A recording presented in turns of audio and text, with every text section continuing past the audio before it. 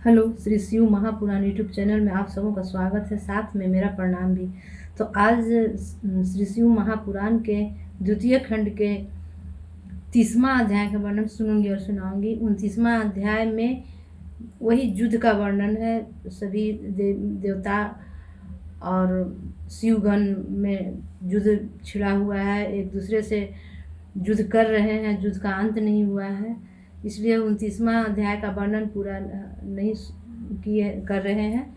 तो 30वां अध्याय का वर्णन हम सुनेंगे और सुनाएंगे। तो इसके पहले मैं अपने गुरु की स्तुति कर लेती हूँ, फिर सुनेंगे 30वां अध्याय। गुरुर्ब्रह्मा गुरुर्विष्णु गुरुर्देव महेश्वरः गुरुर्साक्षात् परब्रह्म तस्मै श्री गुरवे नमः।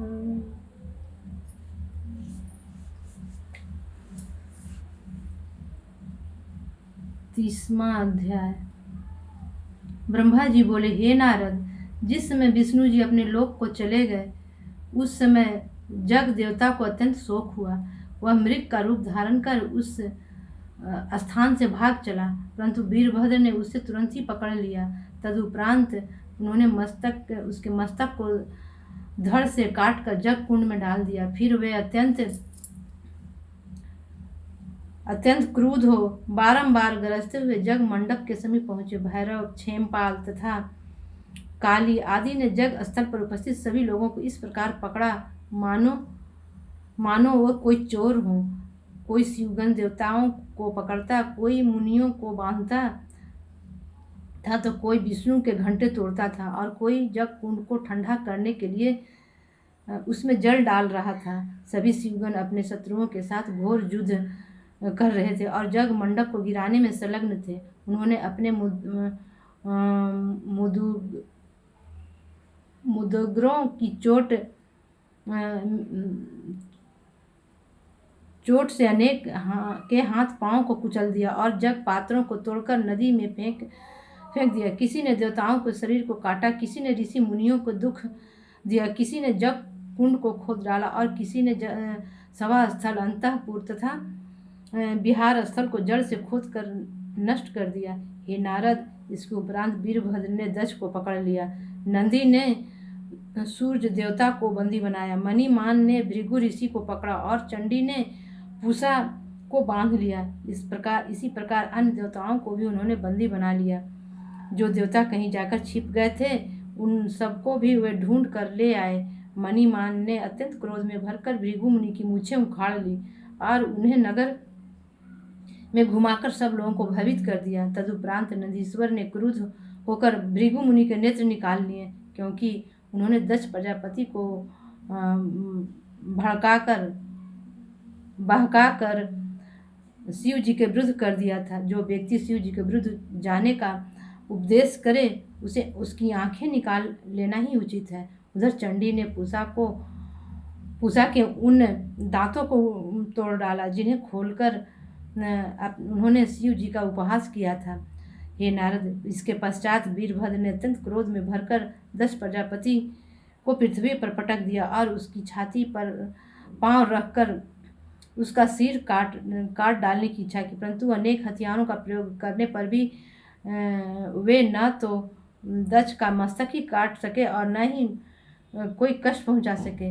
यह दशा देखकर वीरभद्र ने शिव जी का ध्यान किया और उस ध्यानावस्था में उनसे आज्ञा प्राप्त की।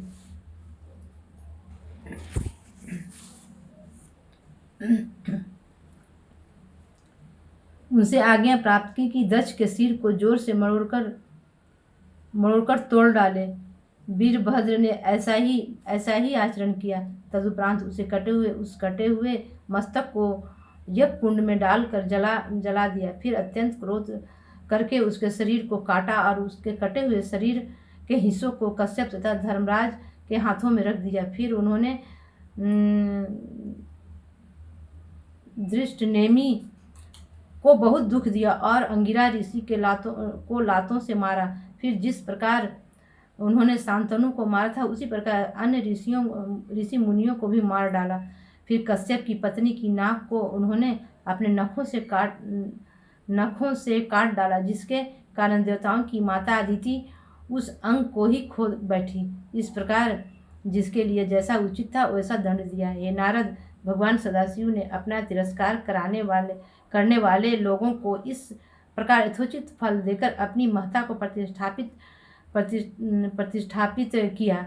शिव जी के बिना जो देवता जग में अपना भाग लेना चाहते थे वे सब या तो मारे गए या घायल हुए। इस प्रकार दक्ष का जग संपूर्ण रूप से नष्ट हो गया। हे पुत्र, शिव जी से शत्रुता रखने वाले को इसी प्रकार का दुख भोगना पड़ता है। सहस्त्रों उपाय करने पर भी जब तक शिव जी का पूजन नहीं किया जाता तब तक किसी को मुक्ति प्राप्त नहीं होती। शिव जी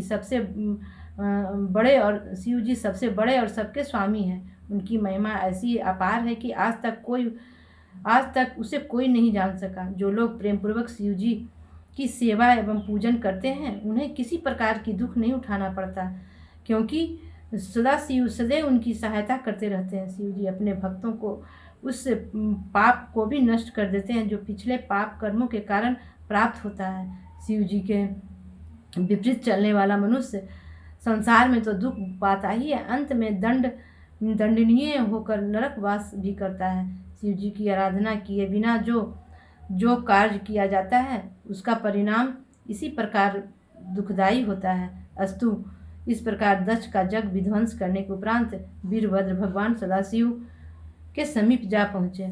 आज की वाणी अपने शिव गुरु के चरणों में विराम देती हूँ। फिर 31वां अध्याय अगले एपिसोड में सुनूंगी और सुनाऊंगी।